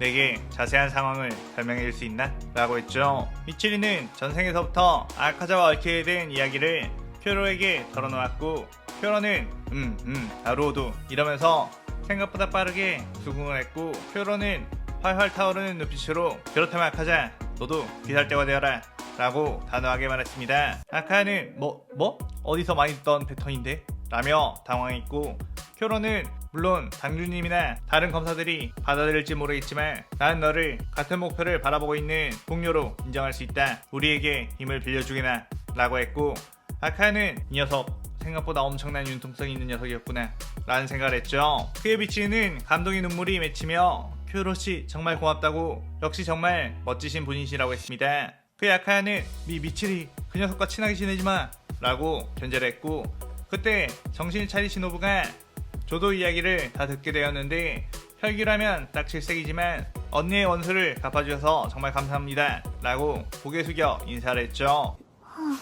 아카야는 이렇게 다른 이들에게 감사를 받게 된 것은 너무나도 오랜만이지라 어쩔 줄 몰라 쑥스러워했고 미치리는 그런 아카자의 모습을 보고 아카야씨 너무 귀엽네요 라고 넌지시 말하며 이 시나리오 4부가 끝이 나게 됩니다. 상인이 도우마 대치 후 귀살대 본부는 꽤나 분주하게 흘러가고 있었는데 그 이유는 바로 곧 무장과 상현의 열기들이 쳐들어올지도 모른다는 정보를 입수했기 때문이었죠. 아카야는 무장의 텔레파시를 받고 상현도 교코가 귀살대 본부가 있는 곳의 위치를 알아냈다는 걸 알게 되었는데 귀살대 본부에서는 이걸 알지 못할 테니 혈기들을 모아 이번 기회에 귀할대를 박살내버리라는 명령을 받게 되었습니다. 아카야는 곧장 그 사실을 미치리에게 알려줬고 미치리는 우부야시키 당주에게 달려가 곧 혈기가 쳐들어올 수도 있으니 이곳에서 피해야 한다고 했죠. 우부야시키 당주는 귀살대에서 경계에 근무하고 있던 검사들이 아무런 보고도 하지 않는 상황인데 어찌 혼자 그런 말을 하는 거냐고 개인의 걱정으로 귀살대 본부를 옮길 수는 없는 노릇이라고 했습니다. 미치리는 물론 지금 당장 오는 건 아니지만 곧 온다고 했는데 라며 어떻게 설명해야 할지 막막했는데 그때 쿄주로와 시노부가 들어와 미치리의 말이 사실일 거라며 혈기 쪽에 숨겨놓은 확실한 첩자가 있는데 그쪽에서 정보를 보내온 것이니 이대로 있으면 위험할 거라고 했죠. 우부야시키 당주는 이쪽으로 오는 혈기의 정보를 알 수 있느냐고 물었고 쿄주로는 아무래도 남아있는 상현인 상현호, 상현사, 상현삼, 상현일이 올 것이며 그 외에도 수많은 혈기들이 올 것이라고 했습니다. 후에 우부야시키 당주는 그렇다면 더더욱 이곳에서 도망을 가서는 안 된다는 생각이 든다며 오히려 이곳이 발각이 되었다면 더더욱 그 점을 활용해 역으로 공격을 하는 게 맞다고 했죠. 그렇게 며칠 뒤 무자는 혈기 군단을 이끌고 숨겨져 있던 귀살대 영역에 들어왔고 그 들어오는 과정에서 많은 혈기들이 등꽃동으로 만들어진 덫에 걸려 소멸하게 되었습니다. 무자는 이딴 짓을 해놨으니 지금껏 혈기들이 이곳을 찾지 못한 거였구나. 어중간한 혈기들이 이곳에 들어오면 모두 죽어버렸겠어 라며 우부야시키 당주의 용이 주다음에 이를 갈았죠. 하지만 주변에 설치된 덫들은 사형급의 혈기들에게는 뚫어버리기 쉬운 수준이었고 이윽고 산속에 숨겨진 우부야시키 당주의 저택이 보였습니다. 무자는 이런 덫만으로 혈기의 습격을 방지할 수 있다고 생각한 아니람이라니 드디어 수백 년간 나를 귀찮게 했던 귀살대의 수장을 내 손으로 처리할 수 있겠군 이라고 하며 당주의 방문을 열어 제꼈죠. 그곳에는 우부야시키 당주 혼자 덩그러니 있었고 무자는 우부야시키 몸에 퍼져있는 저주를 보고선 크크 대단한 녀석인 줄 알았더니 그저 언제 죽을지 모르는 병자였을 뿐이구나 라며 조롱했습니다. 우부야시키 당주는 드디어 만났구나. 내 일족의 유일한 오점이자 저주 내 대에서 반드시 이 녀석을 없애주겠다 라고 했죠. 무자는 다 죽어간 녀석이 무슨 힘으로 나를 죽일 수 있겠느냐며 한 발자국 더 들어왔는데 그 순간 우부야시키 당주는 자폭 버튼을 누르게 되었고 그 주변 일대에 숨겨져 있던 화약이 전부 폭발하며 수많은 혈기들을 그대로 태워 죽여버렸습니다. 무자는 이 정도쯤이야 라고 하며 재생을 하려고 했는데 쉽게 재생이 되지 않았고 그 폭약에는 수많은 일륜도 재질로 되어 있는 파편들이 있어 그 재생력을 방해하고 있다는 거 알았죠. 무자는 자신의 목숨을 바쳐서 이 정도까지 하다니 그래도 나름 수장이다 이건가? 그래도 어차피 시간이 지나면 전부 회복될 정도의 상처일 뿐이다 라고 했습니다. 그런데 그때 숨어있던 타마요가 튀어나와 무자의 몸속에 무언가를 집어넣었고 지금껏 이 녀석을 죽이기 위해 수백 년을 연구해왔다. 나와 함께 지옥으로 떨어지자 무잔 이라고 했죠. 무자는 어디 숨어있었나 싶었는데 내 몸속에 뭘 집어넣은 것이냐 라고 하며 타마요의 가슴을 손톱으로 꿰뚫어 버렸습니다.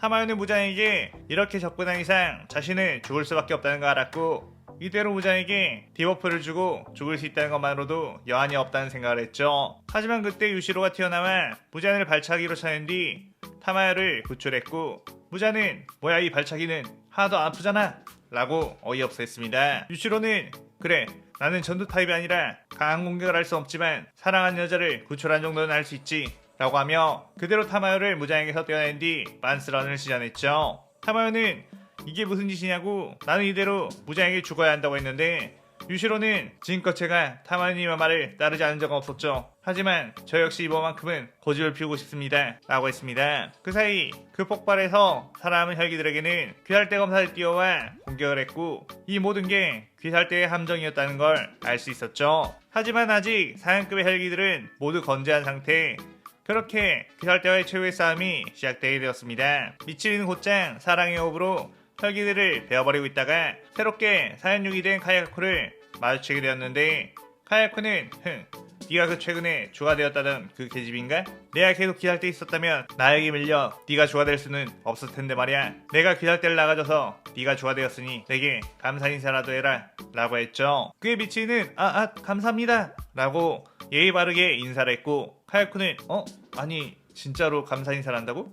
라며 당황했습니다. 그러다가 카야쿠는 헛기침을 한 뒤 나는 원래 귀살대 검사였던 남자 귀살대는 더 이상 희망이 없다는 걸 알고 위대한 혈기가 되었다며 너 생긴 건 그럭저럭 봐줄만한데 내 여자가 되는 것은 어떻겠냐고 했죠. 미치는 그에 싫습니다 라고 단호하게 거절했고, 카야코는 뭐? 왜 나를 거절하는 거지? 나는 엄청나게 강한 힘을 가지고 있다고 라며 허세를 부렸습니다. 미치리는 저는 당신보다 잘생기고 강한 분을 이미 사랑하고 있거든요 라고 했고, 카야코는 그런 녀석이 이 세상에 있을 리가 있겠냐? 라고 했죠. 그때 아카자가 카야코의 옆에 툭 내려왔고, 카야코는 상인삼 아카자님 이라며 예의를 갖췄습니다. 그의 아카야는 그게 바로 나다 이 새끼야 라며 파괴자 공격으로 카야코의 뺨따구를 쫙 날려버렸죠. 카야코는 그대로 자빠져 대굴대굴 구르다가 이게 뭐하는 짓이냐고 물었고, 아카야는 미치리에게 이 녀석은 내가 참교육을 시킬 테니 너는 다른 녀석들을 도와주러 가라고 했습니다. 미치리는 수줍게 고개를 끄덕인 뒤 다른 쪽으로 갔고, 아카야는 카야코를 노려보며 너처럼 근본도 없는 녀석이 상인이 되었다고 까본 꼴은 참아 볼 수가 없다 라고 했죠. 그의 카야코는 어차피 네 녀석의 자리도 내가 차지하려고 했는데 귀할대 출신의 혈기에 힘을 보여주지. 코쿠시보님처럼 나도 호흡의 검수를 쓰기에 너 따위는 내게 아무것도 아니라는 소리다 라고 했습니다. 아카야는 피식 웃으며 그래? 그럼 어디 한번 해봐 라고 했고, 카야코는 번개호흡을 시연했죠. 그렇게 카야코가 빠른 속도로 아카자에게 접근해 공격을 했는데, 카야코가 뵌 것은 바로 아카자의 잔상이었고, 아카야는 카야코의 뒤에서 주먹으로 심장을 뚫어버리며, 귀할대 출신 혈기 녀석들은 착각을 하는 게 있더라고. 자신들이 호흡의 검수를 쓸 수 있는 상태로 혈기가 되면 다 코쿠시보처럼 할 줄 아는가 본데, 내가 인간 시절에 귀할대 검사들을 만났더라도 나는 지지 않았을 거다. 즉 원래 강하게 태어난 녀석이 혈기가 되어야 강해지는 거라고 라고 하며 그대로 여러 번의 공격을 더 날렸고, 카야코의 몸은 형체도 알아볼 수 없도록 으깨져 소멸하기 시작했습니다. 한편 상현우 교코는 여러 귀할대원들을 농락하며 즐기고 있었고, 이제 슬슬 다 죽여주겠다며 마비치 혈기술을 그들에게 날렸죠. 그런데 그때 미치리가 그 혈기술 자체를 전부 날려버리며 등장했고, 여긴 제가 상대할게요 라고 했습니다. 교코는 한낱 계집이 나를 잡을 수 있을 것 같으냐? 라고 하며 항아리로 회피를 했고, 미치리를 가지고 놀다가 지치면 죽여버릴 작전을 세웠죠. 그때 미치리는 그대로 사랑의 호흡을 시연한 뒤 자신의 채찍과도 같은 영검을 마구 휘둘렀고, 그 칼의 참격은 교코가 있는 곳이 아닌 다른 쪽으로 흩어졌습니다. 교코가 어디를 공격하는 거냐며 비웃자 그제서야 미치리는 교코에게 달려들어 공격을 했는데, 교코는 다른 항아리로 피하기 위해 혈기술을 시연했지만 그 회피 혈기술이 나오지 않고 그대로 미치리에게 베어버리게 되었죠. 교코는 이게 어떻게 된 일이지? 라며 당황했는데, 주변을 보니 자신이 미리 만들어 놓은 항아리들이 이미 다 베어져 있던 것. 미치는 최종전이 시작되기 전 아카자에게 상인 혈기들에 대한 정보를 미리 받게 되었는데, 교코와 싸우게 되었을 땐 주변에 있는 항아리부터 처리를 해버리라고 했었습니다. 교코는 자신의 기술이 한 번에 간파당할 줄은 꿈에도 생각 못했고, 방심을 하다가 미치리에게 크게 베어버리게 된 거였죠. 미치는 그 기회를 놓치지 않고 그대로 강력한 사랑의 공격을 교코에게 쏟아냈고, 교코는 그대로 온몸이 갈갈기 베어지며 소멸하게 되었습니다. 그때 미치리의 앞에 엄청난 기기를 가진 상인의 코쿠시보가 저벅저벅 걸어오게 되었고, 처음 보는 검술이구나. 일륜도 모양도 아주 특이하고 말이야. 흥미가 생기는군 이라고 했죠. 미치리는 코쿠시보를 보자 상인이 이를 만나게 되면 무조건 도망치라고 했던 아카자의 말이 떠올랐지만, 이자에게서는 도망을 가려고 등을 보인 순간 백이 될 거라는 걸 본능적으로 느끼게 되었습니다. 미치리는 도망칠 수 없다면 싸우는 수밖에 없겠어 라고 하며 곧바로 사랑의 호흡을 시연해 코쿠시보에게 날렸고, 코쿠시보는 그녀의 기술을 파악하며 여유롭게 피하게 되었죠. 코쿠시보는 그 검술은 그게 다인가? 뭔가가 빠져있는 듯한 느낌, 아직 완성되지 못한 검술이구나 라고 했습니다. 미치리는 자신이 만든 사랑의 호흡이 완성되지 않은 검술이라는 이야기에 도대체 무슨 소리지? 라며 의아했는데, 그때 코쿠시보는 이제 내 보답으로 완성된 검술인 달의 호흡을 보여주마 라고 하며 달의 호흡을 시연했죠. 그렇게 코쿠시보는 빠르게 미치리에게 다가가 칼을 휘둘렀는데, 그 순간 파괴사 공격이 날아와 그 칼을 쳐냈고, 아카자가 빠르게 코쿠시보에 접근 후 각식으로 코쿠시보를 멀리 튕겨냈습니다. 아카야는 그 달의 호흡 나에게나 실컷 보여줘봐라. 나는 그 호흡을 깨 부숴줄 테니 말이야 라고 했죠. 코쿠시보는 아카자 너 미쳐버린 것이냐? 지금 상황에 이 몸에게 덤빈다고? 라고 했고, 아카야는 응 그래 나 미쳐버린 거 맞아. 네가 검술에 미쳐버린 것처럼 나는 사랑에 미쳐버린 상태거든 이라고 말하며 파괴사를 시전했고, 그렇게 이 시나리오 오브가 끝이 나게 됩니다. 아카야는 코쿠시보에게 뛰어들어 파괴살 공격을 퍼부었고, 코쿠시보는 내비치는 세계로 그 공격들을 간파한 후에 전부 피해버렸죠. 그러자 아카자는 더욱 속도를 올리기 시작했고 다양한 공격으로 코쿠시보를 압박했습니다. 그의 코쿠시보는 100년 전 싸웠을 때보다 훨씬 강해졌구나. 하지만 이것으로는 내게 상대하지 않는다 라고 하며 발의 호흡으로 아카자를 베어버렸죠. 그 모습을 미치는 야 아카자씨 라며 소리를 질렀고, 아카야는 이 정도는 아무것도 아니다 라고 하며 베인 곳을 다시 재생했습니다. 아카야는 속으로 아씨 가오상하게 좋아하는 여자 앞에서 당하다니 라며 더욱 분노의 힘이 끌어나왔죠. 아카야는 그 분노의 힘으로 다시 한번 코쿠시보에게 맞부딪혔는데 받아치는 힘은 코쿠시보가 더 우위였고, 기술적인 측면에서도 코쿠시보가 한 수 위라는 것을 부정할 수 없었습니다. 그때 미치는 아카야씨 어째서 당신은 소리의 무술을 제대로 쓰지 않는 거예요? 저에게 알려주던 방식과는 다르잖아요 라고 일침을 가했죠. 아카야는 그 말에 벙 찌는데는데, 아카자가 소리 도장에서 미치리를 수련시켜줄 때 아무리 네가 강한 괴력을 가졌다고 하더라도 효율적인 싸움을 하기 위해서는 상대의 힘을 역이용해 허점을 노려한다며 그게 바로 서류의 방식이라고 가르쳤었습니다. 하지만 아카자는 그 가르침과 다르게 지금껏 상대를 무조건 힘으로 찍어 누르려고 하는 싸움 방식을 고수했는데, 지금껏 자신보다 강한 힘을 가진 이를 만나본 적이 없어서 그랬던 거였죠. 아카야는 그의 냉정한 마음을 가지며 예전 인간 시절 자신의 스승인 케이조에게 배웠던 진짜 소류의 무술을 떠올렸습니다. 그러면서 파괴할 아침을 시전했고, 코쿠시보에게 자 이제부터 제대로 싸우자 라고 하며 손가락으로 까딱까딱거렸죠. 코쿠시보는 그의 가소롭다는 듯이 수준 차이라는 것을 보여주마 라고 하며 아카자에게 빠르게 접근 후 칼을 휘둘렀는데, 아카야는 그 공격의 궤도를 가까스로 피하며 그대로 카운터 공격으로 코쿠시보의 복부를 발로 찼고, 그대로 연속 동작으로 수많은 총을 뻗어 코쿠시보의 몸을 사정없이 가격했습니다. 코쿠시보는 그에 당황하며 뒤로 살짝 물러났는데 어째선지 아카야는 곧바로 따라가지 않고 다시 자세를 잡았죠. 코쿠시보는 한 방 먹었다는 것에 자존심이 상해 방금 상황은 유행이었을 뿐이라며 다시 먼저 뛰어들어 아카자에게 더욱 매서운 공격을 했는데, 아카야는 이번 공격은 전부 흘러보낼 수 없다는 걸 알고 자신의 한쪽 팔을 내어주며 다른 쪽으로 코쿠시보의 균형을 무너뜨린 뒤 복부를 파괴할 각식으로 뚫어버렸습니다. 코쿠시보는 그 충격에 피를 토했고 방금 함 역시 자신이 더 크게 당했다는 걸 알자 당황스러운 마음이 들었죠. 물론 압도적인 재생력으로 회복할 수는 있었지만 이것은 자존심의 문제. 지금껏 수백 년간 갈고 닦은 최강의 경지에 올랐다고 생각했던 자신의 검술이 아카자의 무술을 당하고 있다는 것에 믿을 수가 없었죠. 확실히 평소의 아카자와는 전혀 다른 느낌을 강하게 받았고, 어떻게 이렇게 빠른 시간 내에 성장할 수 있는 거지? 라고 물었습니다. 아카야는 이 녀석이 예전에 나를 무참히 짓밟았을 때 내게 해줬던 말이 있었지. 강해지기 위해서는 철저히 혼자가 되고 고독한 수련을 해야 한다고. 이 녀석은 힘을 쟁취하기 위해 인간 시절 가족도 버리며 혼자가 되었다고 말이야. 그래서 나도 네 녀석의 말을 따라 철저하게 혼자가 되어 수련해 갔었다. 하지만 그 힘으로는 영원히 널 이길 수 없었겠지. 하지만 지금 이렇게 지킬 존재가 다시 생기고 예전 스승님에게 배웠던 것들이 다시 생각이 나니 혼자서 강해질 수 있는 것은 한계가 있지만 여럿이서 함께 강해지는 것은 한계가 없다는 걸 느낀다. 이대로 너는 너를 소중하게 기억할 이유 하나 없이 고독하게 죽어라 라고 했습니다. 코쿠시보는 그의 그딴 걸로 인간이 강해질 리가 있겠느냐 라고 하며 아카자에게 뛰어들었고, 아카야는 인간 시절 케이조와의 대련에서 처음 이겼던 그 기술 서류의 엎어치기 기술에 파괴살 섞은 뒤 파괴살 폭식 지폭레를 시전했고, 그대로 코쿠시보의 칼과 팔을 잡은 뒤 번개가 땅에 내리치듯 엄청난 힘으로 코쿠시보를 내리꽂아버렸습니다. 코쿠시보는 온몸이 그대로 바스라질 정도의 충격을 받았고, 아카야는 그대로 파괴살 종식 천은난장광을 시전해 코쿠시보가 회복하지 못하도록 계속해서 공격했죠. 아카자의 기억 속에서 케이조는 하쿠지에게 엎어치기 기술을 당한 뒤 이제 너는 나를 뛰어넘었다며 너에게 도장을 넘겨줘도 되겠다는 말과 함께 코유키와 혼인을 해주겠냐고 했던 게 떠올랐고,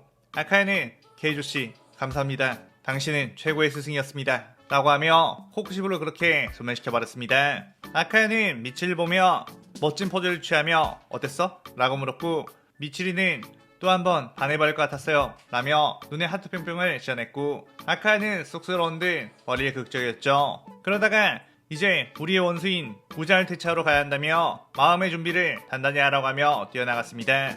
한편 상현 한탱구의 혈기술에 어떻게 상대해야 할지 몰라 당황하고 있던 귀할대 검사들, 아무리 배워도 소멸하지 않는 한탱구의 분신들 때문에 체력만 바닥이 나고 있었죠. 그 모습을 본 큐조로는 저번에 아카자가 말해줬던 상현사의 비밀을 떠올리게 되었고 한탱구의 본체를 찾기 위해 숲속을 뒤지기 시작했습니다. 한편 바위 틈 속에 숨어있던 한탱구는 생각보다 귀할대 검사들이 강했고 계속해서 자신의 힘을 분신들에게 소모하고 있는 상태라 엄청나게 약해져 있었는데, 갑자기 활활 타오르는 듯한 검사가 주변을 사사치 뒤지고 다니는 모습을 보고 이대로 있으면 발각될지도 모른다는 생각에 다른 곳으로 피신하려고 했죠. 하지만 탱구는 어떤 낙엽이 쌓인 곳을 바스락 밟자 온몸에 독이 퍼지며 엄청난 고통을 느끼게 되었습니다. 그것은 바로 충주 시노부가 설치해놓은 등꽃으로 만든 덫이었고, 한탱구는 분신에게 힘을 주지 않았다면 이 정도는 아무 문제 없었겠지만 힘이 약해진 상태라 참을 수 없어 비명을 지르게 되었죠.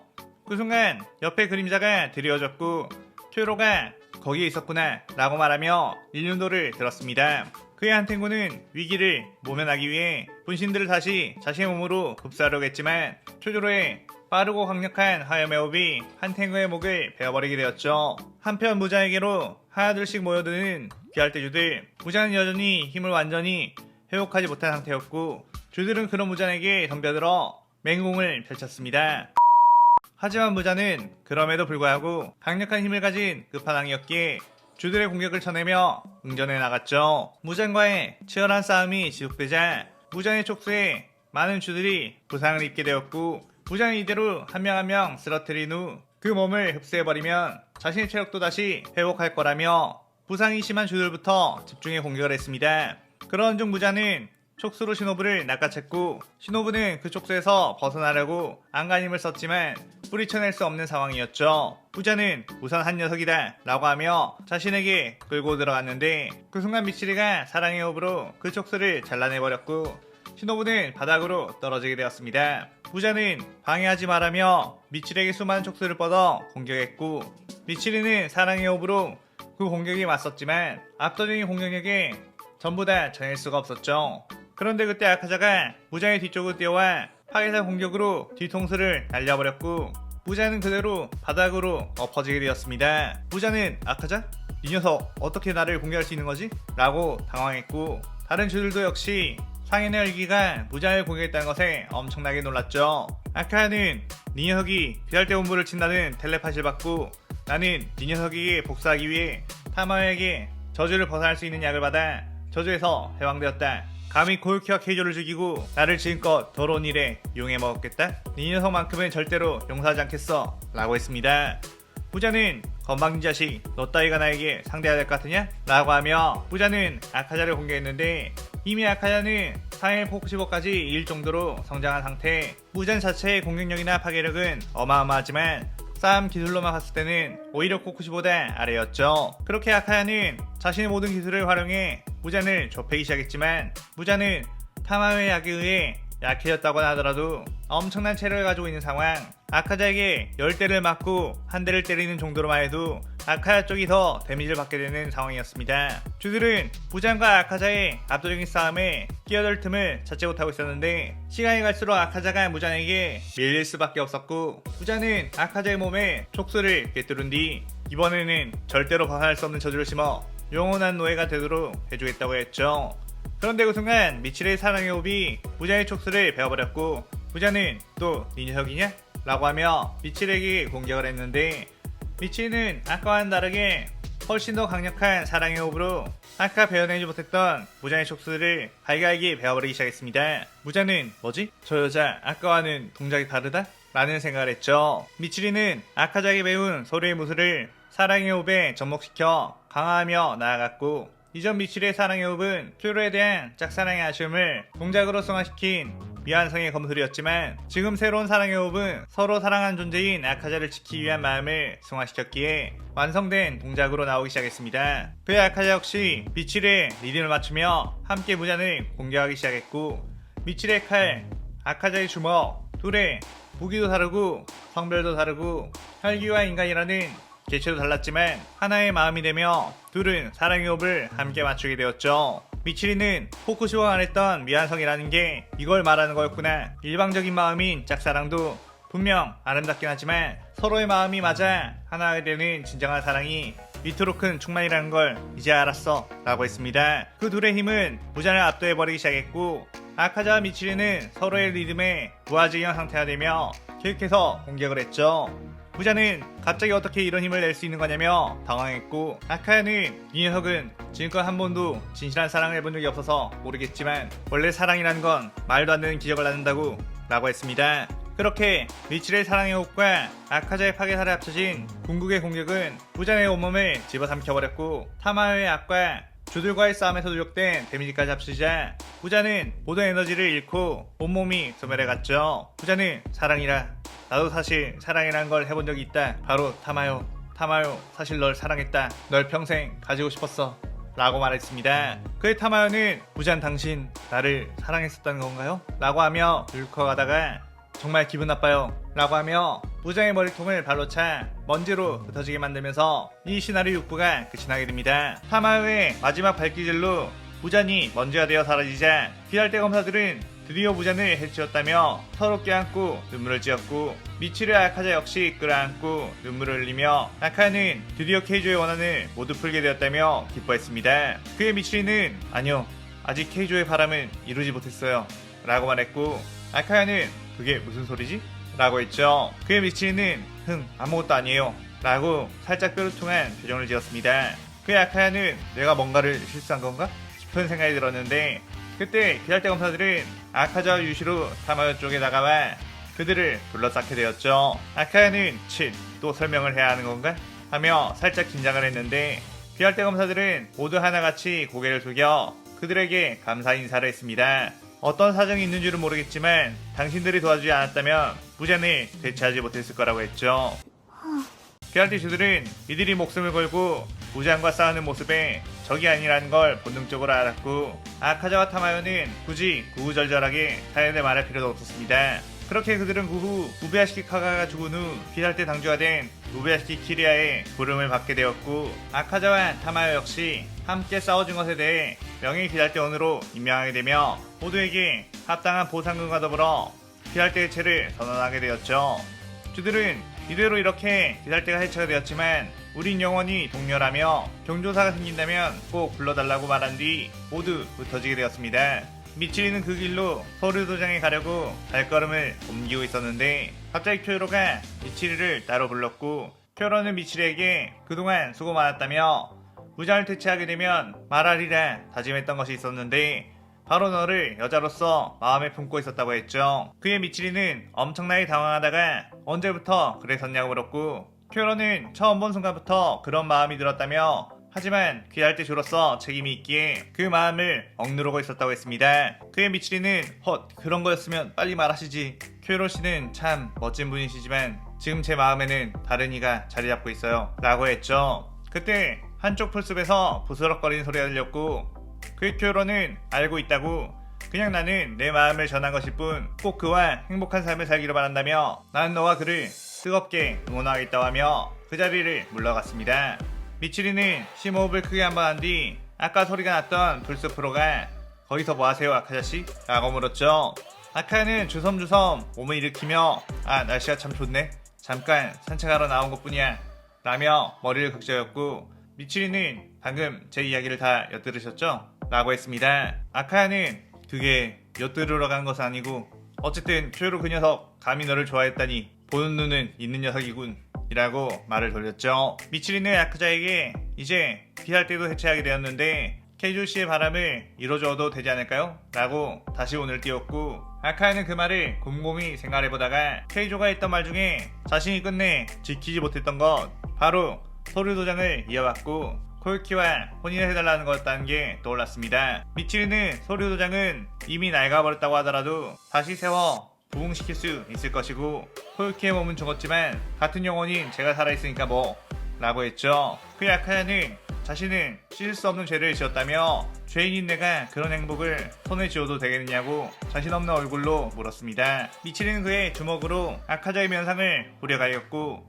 아카야는 어안이 벙벙한 상태로 미치리를 바라봤는데 미치리는 그 죄인은 방금 제가 후드를 패버렸으니 괜찮아요 라고 했죠. 아카야는 그 주먹을 맞자 예전 자신이 방황하며 싸움만 하고 있던 범죄자였을 때 케이조가 자신의 도장에 들어오라고 했고 죄인인 자신을 집에 들여도 되겠냐는 물음에 죄인인 너는 아까 후드를 패버렸으니 괜찮다고 했던 그 장면이 회상이 되었고 모녀가 정말 똑같구나 라며 눈물 흘렸습니다. 그의 미치는 제가 너무 세게 때렸나요? 눈물까지 흘리다니 라고 했고 아카야는 아파서 온 게 아니야 눈을 맞아서 그런 거라고 라고 했죠. 그때 타마의 고양이가 그 둘에게 다가갔고 아카야는 타마야가 우리에게 할 말이 있나 보네 라고 하며 함께 타마야의 아지트로 가게 되었습니다. 그곳에 가보니 타마야와 유시로는 뭔가 핑크빛 기류가 흐른 것처럼 보였고 유시로는 무장과의 싸움 이후 타마야님께서 나를 남자로 봐주시기 시작했지 라고 늠름한 척했고 타마야는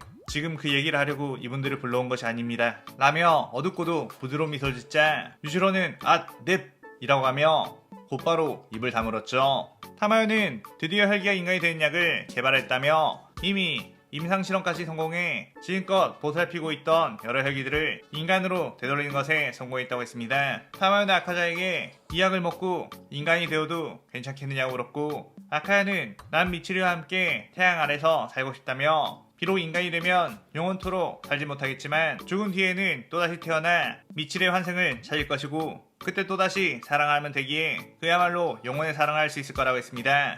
타마요는 그런 아카자를 보며 참 로맨틱한 분이시네요. 꼭 둘이 영원한 사랑하길 기도하겠습니다 라고 하며 약을 건네주었고 아카야는 비로소 인간의 몸으로 돌아가게 되었죠. 그렇게 미치리는 인간이 된 아카자의 손을 잡고 칼로지가로 가게 되었고 엄마 아빠 약속한 대로 신랑감을 데리고 왔어 라고 해맑게 소리쳤습니다. 미치리의 부모는 딸이 데려온 신랑감을 격하게 반겨줬죠. 그들은 그 후 귀살대에서 받은 보상금으로 서류 도장을 재건하게 되었는데 그 재건하는 날에 맞춰 아카자 미치리는 혼이 나게 되었고 영원한 사랑을 약속하게 되며 이 시나리오가 끝이 나게 됩니다. 자 이렇게 다소 생소한 조합인 아카자 미치리가 러브라인이 되는 시나리오를 써봤는데 개인적으로 제가 쓴 가상 시나리오 중에서도 탑10 안에 드는 애정있게 쓴 시나리오가 아닐까 싶네요. 그리고 이번에는 보너스로 제가 많은 가상 시나리오를 만들면서 여러분들이 궁금해하셨을 부분들을 해소해드리고자 하는데 우선 매번 영상마다 이런 캐릭터도 넣어주세요,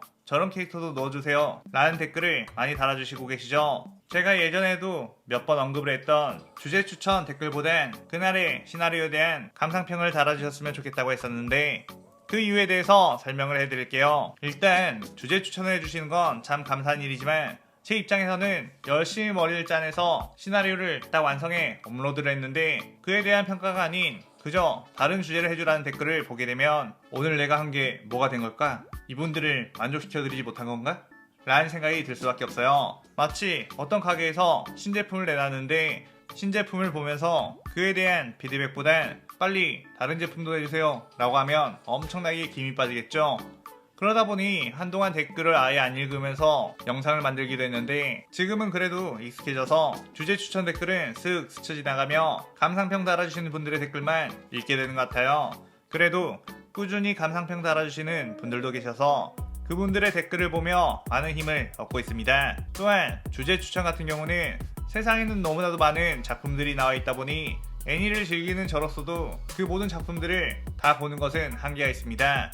그래서 지금껏 하지 않은 작품들은 제 스타일이 아니거나 만화를 보지 않았거나 가상 시나리오에 어울리지 않는다거나 라는 이유에서 하지 않은 거죠.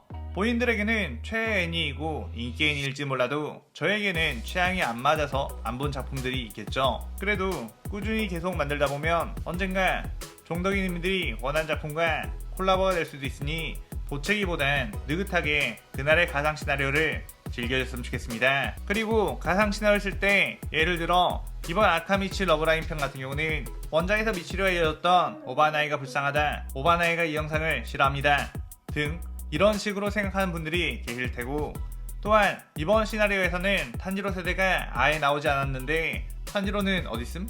이런 식으로 생각하는 분들도 있을 것 같아요. 그런데 딱히 그런 걱정을 하지 않으셔도 되는 게 원작을 각색한 가상 시나리오다 보니 사실상 제가 작가가 된 셈이고 제가 따로 언급하지 않은 인물들은 작품에서 배제가 된 상태가 됩니다. 애초에 오바나이는 이 세계관에서는 미치리를 좋아한 적이 없었고 탄지로 동기들도 존재하지 않은 인물들이 된 거죠. 사실 길커 원작이 만화책 분량에 비해 인물들이 엄청 많거든요. 특히나 다 각자 매력을 가진 인물들인데 그 인물들을 매번당 낑겨 넣어서 서사를 부여하다 보면 내용이 너무 길어지게 되기에 컨셉에 따라 몇 명의 주요 캐릭터만 선정해 진행하는 방식으로 하고 있어요. 그래서 처음에 기획 단계일 때 주요 캐릭터들의 서사와 어울릴 만한 캐릭터를 선정해 놓고 그 위주로 이야기를 그려나가는 식으로 하고 있습니다.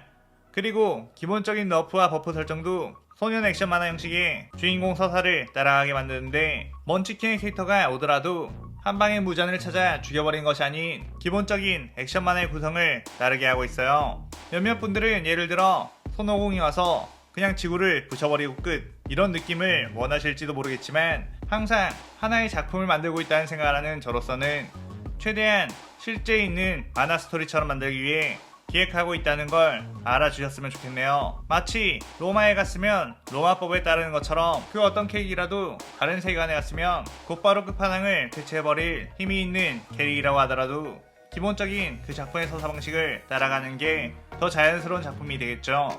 그리고 기칼 말고도 다른 애니메이션들에 대한 가상 시나리오도 계획을 하고 있는데 생소한 작품이 나왔더라도 너무 경계하지 않고 하나의 이야기로 즐겨주셨으면 하는 바람이 있습니다. 맨날 귀칼만 하다 보면 그 전개가 너무 뻔하게 되어버릴 수도 있으니 귀칼 한번, 체인소맨 한번, 주소레드 한번 뭐 이런 식으로 번갈아 가면서 진행을 하면 어떨까 싶기도 하고 예전에 짧게 만들었던 작품들을 리메이크해서 다시 장편 시나리오로 몰입감 있게 만들어볼까 라는 생각도 있습니다.